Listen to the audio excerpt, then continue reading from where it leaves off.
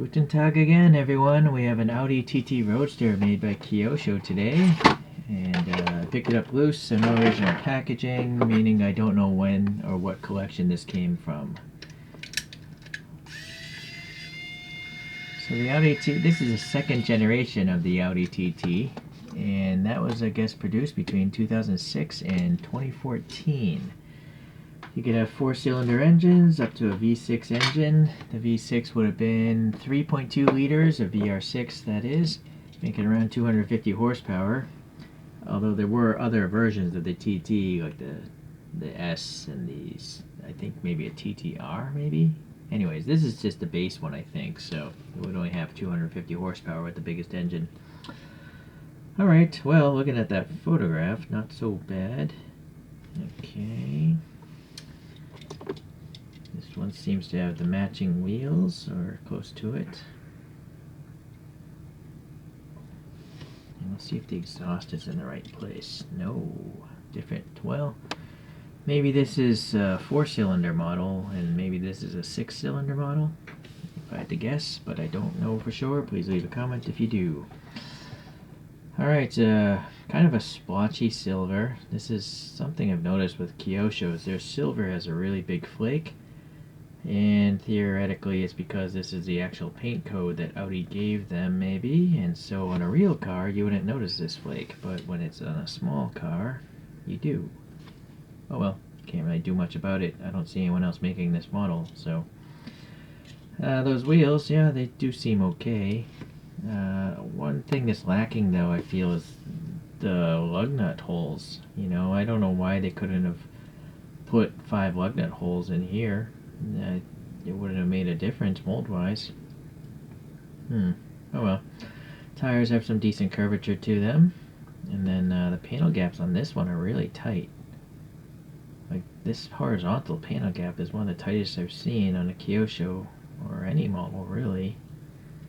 Okay, door handle's nice and three-dimensional, you know, recess above and below it. The nice little separate... Oh no, wait, this is a molded-in mirror, I think. Yes, it is. Pretty good for something that's casted in. It's not touching the window frame. Well, I guess it couldn't because this is plastic. But they actually printed on the little lights here in that mirror as well. Going around to the front, we have a separate chrome grille. You know, plastic with some chrome on it. And some texture, of course. Different texture here. Some silver paint for the fog light. A little black paint in these recesses here. Headlights have some Fresnel lensing on the back side, and some sort of molded in detail looking like it should be a second headlight there, although it's part of the plastic and not the casting. Okay. This side seems okay. Going to the rear, we have again plastic taillights, and again some sort of indication of texturing on the back side. And then a little bit of the white backup light there is kind of neat. Third brake light's painted on. I think you can read TT. It's really hard to see silver on silver, but there it is. Audi rings look good. And then I'm assuming that's supposed to say like Quattro or something. This could be front wheel drive or Quattro, these TTs. And then this must be another reflector. Or maybe that's a light also. Maybe it's a fourth light. Unfortunately, the tailpipes are pretty weak. They're just blanked off. You know, I could understand them being part of the plastic base, but I think it would have been nice if they molded in a recess. And then just good detail on the bottom, but this one is press fit together, and it's only press fit here, so there must be a tab back here. Interesting. Alright. Tire treads are good as usual from Kyosho. Kyosho has some of the best tire treads. I think they do have the best tire treads of all the brands. They're different on every casting, and they're usually quite small, so they don't look like they're going off-road from the side. Alright, but unfortunately Kyosho blisters always just have a plain black interior in most cases. They're nicely detailed, just, you know, black. Gets a little boring after a while. But at least this one they have a little silver on these roll hoops here, so better than usual, I guess. Yeah, it's a nicely detailed interior. Unfortunately, because it is press fit together, it won't be easy to take it apart and repaint that interior. Would have been nice if it was tan. Alright, well, it's still pretty cool. You know, some shortcomings might be the mirrors are casted in, although I gotta say, for casted in mirrors, they're really well defined.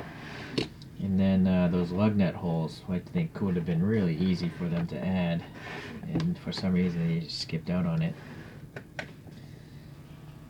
Let us compare to a few other 64 scalers. I have the Kyosho Coupe variation, probably from the same collection, although I think there's 3 different Audi collections from Kyosho, so maybe it's not. It might be too similar, right? It does also have the plain exhaust tips and the same identical looking wheels. Although here's a test. Let's see if the tires are the same.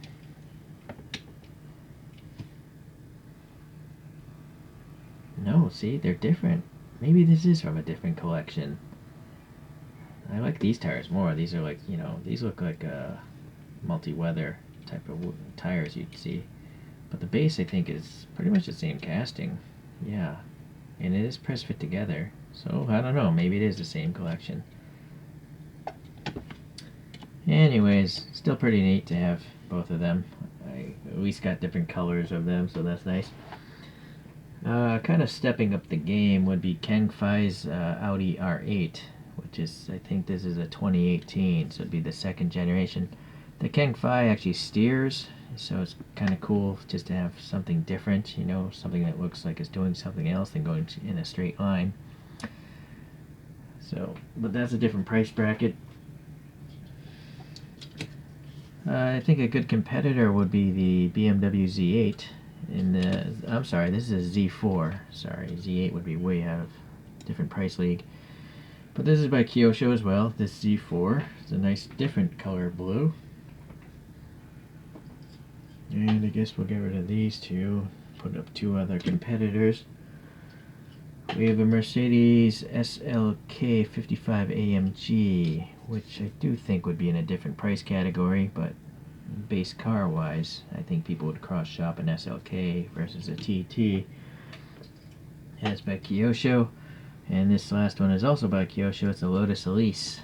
The first generation one looks like a frog.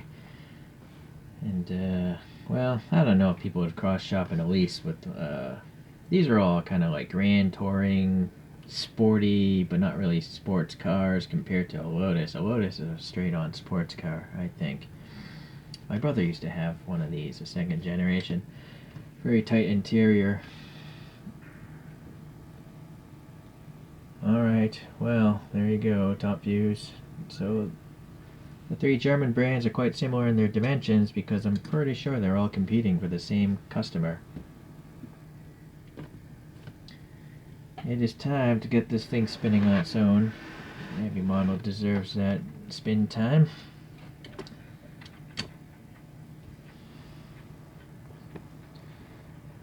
As usual, Kyosho is pretty good for the money. I don't know what collection this came from, but if I had to guess, this model cost less than $7 when it was brand new. So when you think of it that way, it's a pretty cool model for $7. Unfortunately, Kyosho prices are creeping up there steadily on eBay, where I get most of my stuff. And, well, either get it or you don't. What I'm thinking, though, is possibly someone will redo this vehicle. You know, if Kang Fai made the R8, I don't see why Kang Fai wouldn't go back and make the TTs. But ideally, I'd actually like to see the very first generation TT. The one that's far more geometric looking. It was like a, you know, part of the new styling of Audi, that first generation TT, just being such round shapes and stuff like that. So, that would be cool to see. Alright, well, thanks for watching again. I'll see you in the next Kyosho review. Bye.